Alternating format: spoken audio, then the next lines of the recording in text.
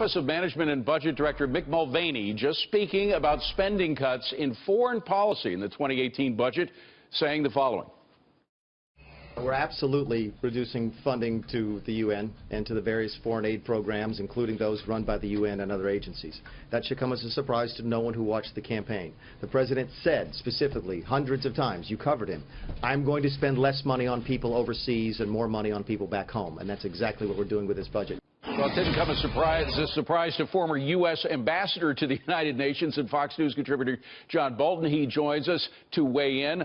Ambassador Bolton, I have to ask you about the UN, first of all, because our purpose of spending, going to Mick Mulvaney's rationale for what the president is doing is, how do we convince hardworking Americans, whether they're in Detroit or Alabama or New York or wherever, that it's worth spending money at the United Nations, which you know very well, when for all the decades of billions of dollars that we've spent on the UN, they hate us. They really, literally hate us at the United Nations. That doesn't seem to be doing any good.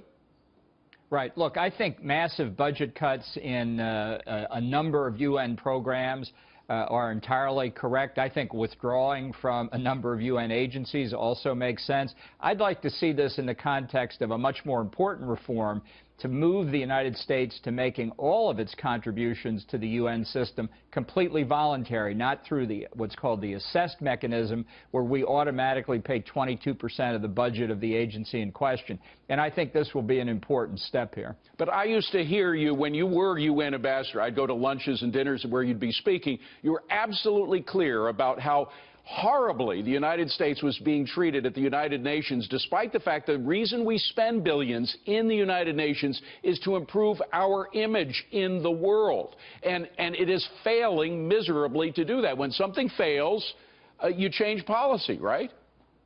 Right, and I think the only thing that really gets attention for the United States at the UN is when we're about to pull our money out. So I think this is a real opportunity. People will say we're going to lose our vote in the General Assembly. Our vote in the General Assembly doesn't make any difference anyway. Right. I'd pull it out of the multilateral development banks too, which are part of the Function 150 account. If we're going to cut foreign assistance or foreign spending, I'd preserve as much of our bilateral program as we could and cut the multilateral programs severely. Well, and it's getting back to the roots. The root of the State Department, the purpose of the State Department is diplomacy, not getting involved in climate change and things that may not be properly placed in the State Department, if anywhere, in the federal budget. Well, there's a lot of that certainly in the UN and in the multilateral development banks and at AID, and I'm an alumnus of AID. But I want to say, for International Development. Go ahead. Exactly. I once said, you know, if you lost 10 stories at the UN building in New York, it wouldn't make any difference. I was sort of castigated for that. There's no government bureaucracy on earth or no international organization bureaucracy that can't be cut. Well, okay, let's move on, because you have a particular interest in this. Things were getting a lot of heat in the press briefing with Sean Spicer, who was getting grilled on whether or not there was evidence to support the president's claims of surveillance when he was running for president. The Senate Intel Committee now saying they found no evidence. Let's play a soundbite.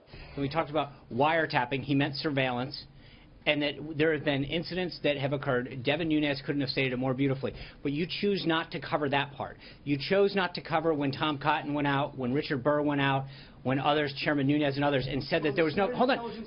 I understand that, Jonathan. And where was your passion and where was your concern when they all said that there was no connection to Russia? Where was it then? Now, Ambassador Bolton, there are a lot of back-channel ways that a government can gather information. One of those was suggested by our own Judge Andrew Napolitano right here earlier in the week, who said that he heard from 3 intel sources that the United States could have made some arrangement with the British intelligence services to get information about Donald Trump or the Trump campaign and any connections they may have had with Russia. Could there have been a back channel like that? Well, it's possible, but, you know, I remember reading during the campaign in the New York Times and elsewhere stories about investigations of Trump associates for their connections with Russia. Maybe there's something there, maybe there's something not. But people were looking at that issue, or else it was just fiction that they were publishing in the newspapers. Did Trump say it precisely the right way in the famous tweets? I guess not. But were there efforts by law enforcement and others to find out things? It looks like there were. We'll hear from FBI Director Comey on that shortly, and we'll see what he has to say. Ambassador John Bolton, thank you so much for being here. Appreciate it.